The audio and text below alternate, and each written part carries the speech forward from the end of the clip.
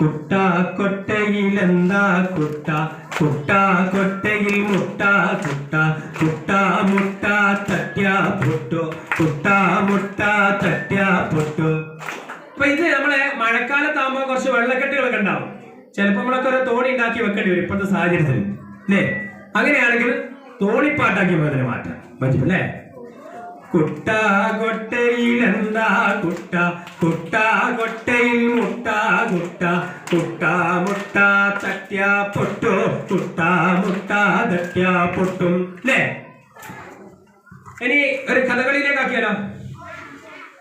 കുട്ട കൊട്ടയിലെന്താ കുട്ട കുട്ട കൊട്ടയിൽ മുട്ട കുട്ട കുട്ട കൊട്ടയിലെന്താ കുട്ട കുട്ട കൊട്ടയിൽ മുട്ട കുട്ട കുട്ട മുട്ട തട്ടിയ പൊട്ടു കുട്ട മുട്ട തട്ടിയ പൊട്ടും കുട്ട കൊട്ടയിലെന്താ കുട്ട കുട്ട കൊട്ടയിൽ മുട്ട കുട്ട കുട്ട മുട്ട തട്ടിയ പൊട്ടു കുട്ട മുട്ട തട്ടിയ പൊട്ടും. ഇതിലെത്ര ടാണ്ട്?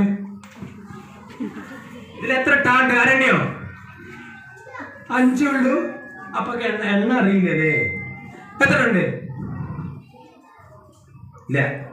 എണ്ണ ഇല്ല. ഇത് ടാട്ടി ടു ടാട്ടി ടേ അല്ലേ. ഇങ്ങനെയാണ് ഇതിന്റെ പോക്ക്. അപ്പൊ വള്ളികൾ, ചിഹ്നങ്ങൾ അല്ലേ, ആ ശൈലിയിൽ നമ്മള് അക്ഷരങ്ങളെ തിരിച്ചറിയുമ്പോൾ നമ്മുടെ മനസ്സിലൊക്കെ നല്ല ഭംഗിയുള്ള ആശയങ്ങളുണ്ട്. ആ ആശയങ്ങൾ നമ്മളിങ്ങനെ പുറത്തേക്ക് ഇങ്ങനെ പ്രകടിപ്പിക്കുമ്പോഴാണ് അതിന്റെ സുഗന്ധം മറ്റുള്ളവർക്ക് ആസ്വദിക്കാൻ കഴിയുക. നമ്മുടെ വീട്ടിലൊക്കെ പല പലഹാരങ്ങൾ ഉണ്ടാക്കാറുണ്ട് അല്ലേ.